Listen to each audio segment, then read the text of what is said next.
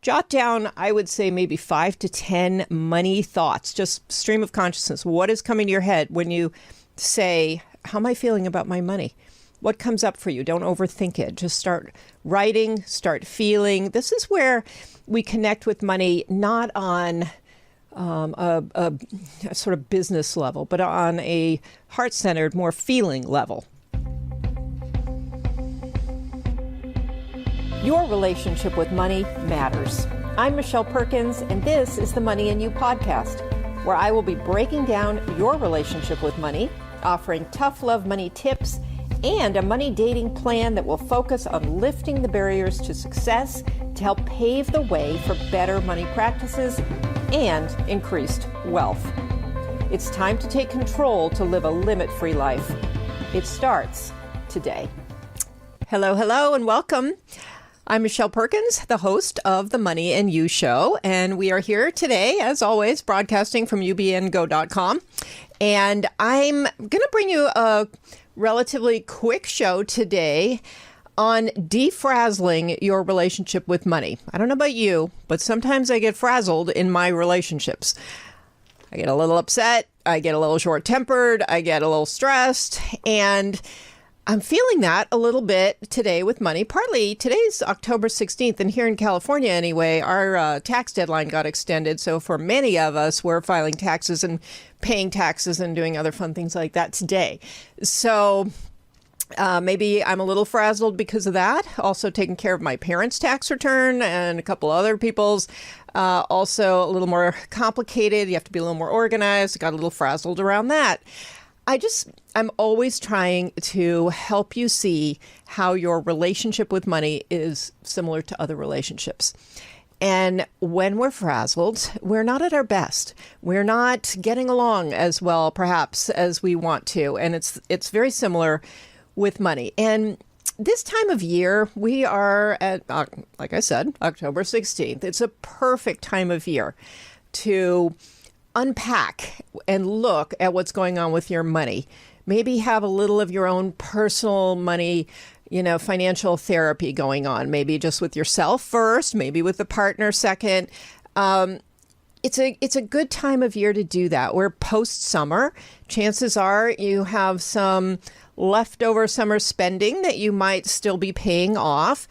You are looking at holidays coming up. You're looking at again, perhaps different tax payments. You're looking at a lot of things that are coming up in this fall. So I think this time of year is actually the perfect time to stop and breathe and kind of get to know your money a little better at this juncture, not to wait, so that you know how to navigate the holidays, any charitable giving that you want to be doing, any people that you want to be taking care of. And just to navigate the next few months. So to me, some of these things too, if we don't do them now, we're going to be stuck. It's really too late to do them after the holidays to get the best results from any kind of money actions that you might want to take. And I'll explain that in just a minute. So now is the perfect time. If we wait, we'll miss some opportunities.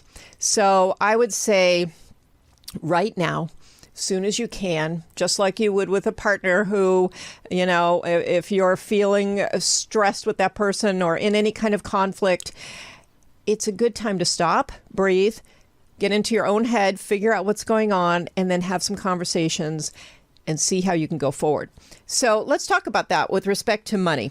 There's a few things. Well, of course, I always want to start with mindset. So I'm going to talk about 3 different things that I really think will help you to navigate the rest of the year and set you up for a good beginning of 2024, which we can actually start thinking about. Mindset. Mostly, I don't think we take the time to check in with ourselves around how we're feeling about our money. How are we feeling our relationship with money is right now? Is it better than it was this time last year? Have you, connected with your money a little bit more? Do you understand it better? Have you taken some actions that you set out to take that are helpful? Or is it the opposite? I mean, are you having some money issues that you've never had before? Are things going on that are causing you more stress than last year? So there's no right or wrong, good or bad here. It's just a matter of just sort of understanding your current reality with money. And it's going to change all the time, just like the relationships. There's going to be ups, there's going to be downs, there's going to be complications and good times. And so I would say, if you can, especially, for me, everything's better first thing in the morning. If I sit down with a pad of paper and lay things out in the morning early with a cup of coffee and the sun just starting to come, onto my porch, I can do it with a clearer head and I can do it with less angst. So part of defrazzling is to find that time of day and that space where you can stop. And you can say, okay, I'm going to actually stop my day and focus on money, because money tends to be that thing that gets left, to just run itself almost. So a personal mindset adjustment and personal money kind of reality check. Okay. Lay out on a piece of paper how you're feeling. What are your feelings around money in this moment? What are the predominant feelings? Is there more fear than joy? Is there more, whatever it is? Is there more of a sense of scarcity, loss? Is there more of a sense of abundance and expansion? What are you feeling? And, most people who talk about feelings will tell you to feel into your body. What is your body telling you? Are you feeling kind of gripped out when you think about it? Are you feeling something in your stomach, something in your heart? This is a little more woo-woo, but it is really how you can tell if you have issues. How are you feeling physically? And how are you feeling mentally? Like, what's going on? What are the thoughts you're having? Jot down, I would say, maybe 5 to 10 money thoughts, just stream of consciousness. What is coming to your head when you say, how am I feeling about my money? What comes up for you? Don't overthink it. Just start writing, start feeling. This is where we connect with money, not on a sort of business level, but on a heart-centered, more feeling level. And it's super important. We were never told that we should connect with money in that way. But that's why I like to talk about money as relationship, because you have feelings about money. And some of them are going to serve you and some of them are not. And so we want to know what they are. All right. So writing some notes about it, writing your feelings, writing your thoughts. Your thoughts are always an indicator of your feelings. And so doing both of those is going to be very, very beneficial. And then maybe writing a little about what you want. What is it that, maybe disappointed you? What are you dissatisfied with? What are you satisfied with? And what would you like to see happen in the next 3 months, 6 months, a year, whatever you can handle right now? This kind of journaling, this kind of writing things out is going to really help you. Okay. And you don't have to know all your numbers. You don't have to look at your P&Ls first or your bank accounts or anything. Just let this sort of pour out of you so you connect with money on this level. And then you can see where you're at. You're feeling basically good, basically bad, somewhere in the middle. And again, what do you want? How do you want to feel? What are some thoughts you'd love to have? And we can start doing some affirmations. We can start writing some statements out that make you feel more positive, more hopeful. Even if you're not really feeling it right now, what would you like to feel? You can always put yourself into that as if place. It's very important to know where you want to go in life and in any relationship, including your money relationship. And if you're feeling any sense of sort of hopelessness, or it's always the same, or no matter, what I do, I'm landing in the same place, I never seem to move forward. If you're feeling those feelings, what would be something you'd like to be saying to yourself a year from now about your money? Let's just get into that headspace of where you'd like to be. Because when we operate from a place we don't want to be, and we're just sort of putting that out there, That's not gonna help us. Anyone who knows anything about law of attraction would say that putting these ideas out there, everything's always staying the same, you never get ahead, that is going to attract in more of that. We want to attract in more of what we want. So we have to put it out there. We have to state it to ourselves, and we have to state it to the universe, and we have to be clear on it. That's the hardest part. So, and I'm not talking about fantasy, I want $1 billion to like drop into my mailbox tomorrow. Let's go with something that is, a little better than realistic, but not so out there that in your gut, that's not going to happen. Okay. And we can always leave it a little vague. Like, I hope something lands in my mailbox that's going to make a difference in my financial life. Okay. That's the mindset piece. And that is really so crucial while you're assessing your money relationship to start into that in this way, not looking at numbers, looking into yourself and looking into what's going on. And from there, it's a good idea, again, to get to know your numbers. Now is the perfect time to, if you have a business, to make sure you've done your P&Ls, to make sure at least, as far as you can get to, maybe even just through June, but something to tell you where you stand right now. And if you don't have a business, same thing. Where are you? How much money have you made so far? Do you have a spending plan or a budget, and how's that going? I mean, just enough. You don't have to go into full accountant mode and track every single thing by the penny. And if you want to, you can. There are people who love that, so go for it. But if you're not that person, don't go the other way and just stay in kind of ignorance about everything. Figure out where you're at. Because where you're at is going to make a difference in a number of ways. It's going to particularly make a difference in what your tax situation is, which now is the time to be thinking about that. This is one of those things where we tend to wait too long. And, it's not till the end of the year that we're starting to think about all our, various revenue streams and how much we're spending and what tax advantages we could find out there. So now's the time to make an appointment with your tax accountant for the fall, so you can get that person involved in strategizing with you. You have time to do things. If you have a tax plan or tax strategy and you start now thinking about it, you have time to do some things. And that leads us into the idea of looking at your retirement, because you have a few more months to either contribute more to retirement. Remember, you do get tax deductions for any money that not any money, but certain amounts of money that you can put into your IRAs. So, and other, retirement plans. So you want to talk to your financial person, and you want to mostly check and see, have I contributed this year? How much have I contributed? Have I reached the taxable limit? And see what you need to do. Again, a strategy for the rest of the year. And remember, if you are making payments to retirement, you can always in your head go, well, I have debt, I have this, I have that, I should be doing other things. The payments that you make into retirement that are deductible, that's going to save you a lot of money. So there's almost never a way to justify not doing that unless you absolutely can't do anything. But if you have choices and you're trying to decide, where that money should go, that's always a really important place, especially to the limit, under which you get a tax break.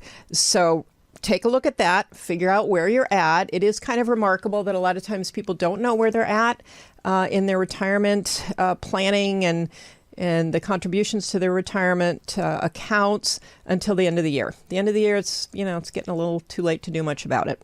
So now you can step it up. You can see, where you want that to go. If you're contributing regularly and you've already reached the maximum that is deductible in certain accounts, you can put that money elsewhere where you might also get a tax advantage. So again, definitely want to start talking to your tax advisor, your tax person now, so you can do some smart things. And you want to think about what's coming up, the holidays. We tend to take that for granted too. We tend to take, we just kind of go into it, and then we get excited, and then we get in the Christmas spirit or whatever, and before you know it, we've got a whole lot that we're spending usually on credit. So if you don't want that to be the case and to wake up in January pretty sad, not only that the holidays are over, but that you have a whole pile of debt, let's figure that out now. Really think realistically how, this isn't a judgment on how you do holidays. I mean, if you want to decorate to the hilt and throw 5 parties and buy very expensive gifts, that is completely your choice. But that said, how are you going to do it? What are you going to look at? How are you going to plan for it? Do you even know amounts to sort of target? So I think it's really important to think that through ahead of time and either figure out how you're going to pay for it and, start planning that now. There's nothing wrong with pre-planning those things. It doesn't take away. It actually really adds to the holiday fun when you come, on the other end in January and you don't have a financial problem from holiday spending. So I think, between taxes, holidays, and still paying off vacations, potentially from summer or camps or whatever it might be, there is a lot to think about and to manage at this time of year. So I would just say, get in the groove right now of making the last quarter of the year really a money management quarter. And first get yourself in that mindset where this isn't drudgery. This is actually important, beneficial, potentially interesting, and any way that you can make it fun, you want to do that. Because if money is never fun when you sit down and look at it, and it's just always, emotionally challenging, then you want to do it more. You don't want to do it less. It's kind of like going to the gym. If it's painful when you go to the gym more, because eventually it'll get less painful. And you'll also see results. And it's the same thing with your money. So work on that relationship. And now is a really crucial time. Remember, when you sit down to think about your money, if you're realizing, oh, well, I haven't really thought about money all year. It was a busy year and I've been working and I've been, taking care of kids and I didn't have time to think about money this year. Now is a good time to just become aware that money is not a high priority for you. You're not paying enough attention to it. You're not tuning in and building that relationship with it.